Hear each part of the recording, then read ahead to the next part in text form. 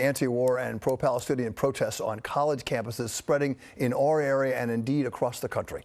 Demonstrators today setting up tents at City University of New York. This is in Hamilton Heights.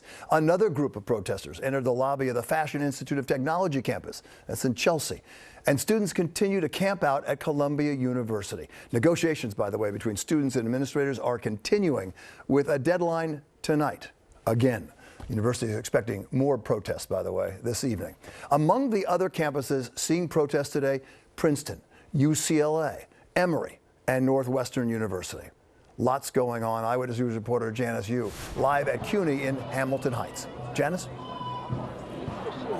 Bill, lots going on across the country and right here at City College. In the last 15 minutes or so, there was a flurry of activity, and I want to just paint the picture of what we just saw happen. There were a handful of officers and what looked like possibly university officials. They went up the stairs into this plaza here where the encampment is, and as soon as they entered, they were met by the demonstrators and essentially pushed back all the way to the end of the plaza, and then you saw them all exit and move down the street here. And you're looking at video, and it can be kind of hard to see, but in the way back of that crowd, those are the officers just right in front of the protesters who, again, essentially pushed them halfway across the plaza and out. There was a lot of cheering after the officers left the plaza. We have also seen a handful of people leave after that interaction. They have packed up their things and walked away out of campus. Now, it's not clear if the people here at this encampment are students or outsiders.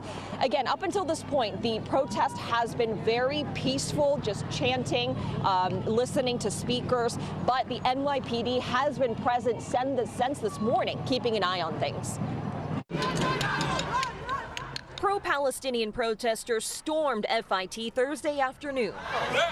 Security unable to hold them back as dozens flooded into the lobby. Now, a peaceful gathering inside with food, water, and medical supplies after the school and students came to an agreement. Personnel that came here to support us rushed in, and basically security pushed them onto the ground. That's very troubling because I don't think it should ever come to that. Security is supposed to be here to protect the people, not these buildings. Meantime, at City College, chants echoed through the campus.